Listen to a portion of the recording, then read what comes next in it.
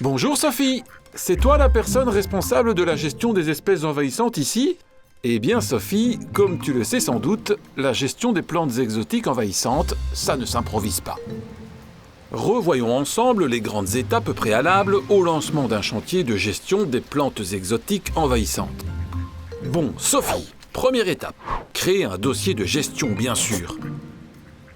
Quel objectif vises-tu ici, Sophie ? Pour cela, il faut bien connaître le site envahi et l'ampleur de l'invasion. Y a-t-il des contraintes particulières ? Tu as peut-être des espèces protégées sur le site, comme des tritons par exemple. Et puis, tu ne vas pas faire ça toute seule, Sophie. Quels sont les moyens dont tu disposes ? Une équipe pour t'aider ? Des financements ? D'autres structures peuvent-elles t'accompagner ?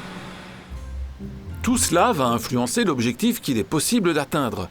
Est-ce encore possible d'éradiquer la plante du site ? Peut-être dois-tu viser un objectif moins ambitieux, comme le contrôle de la population, ou simplement son confinement. Tu sais, Sophie, empêcher l'espèce de se disperser, c'est déjà agir. Il te reste maintenant le cahier des charges. Et là, 3 questions à te poser. Il faut tout d'abord choisir la méthode de gestion. Arrachage manuel, arrachage mécanique, bâchage. Ensuite, comment faire pour empêcher que le chantier ne disperse l'espèce encore plus ? Avoue que ce serait dommage, non ?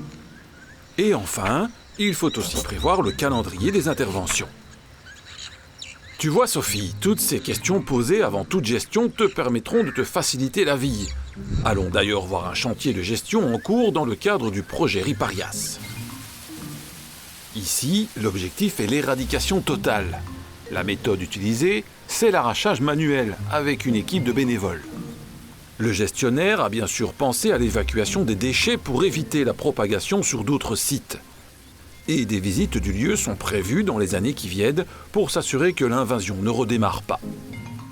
La gestion, c'est aussi un suivi d'année en année. Maintenant, tu es prête.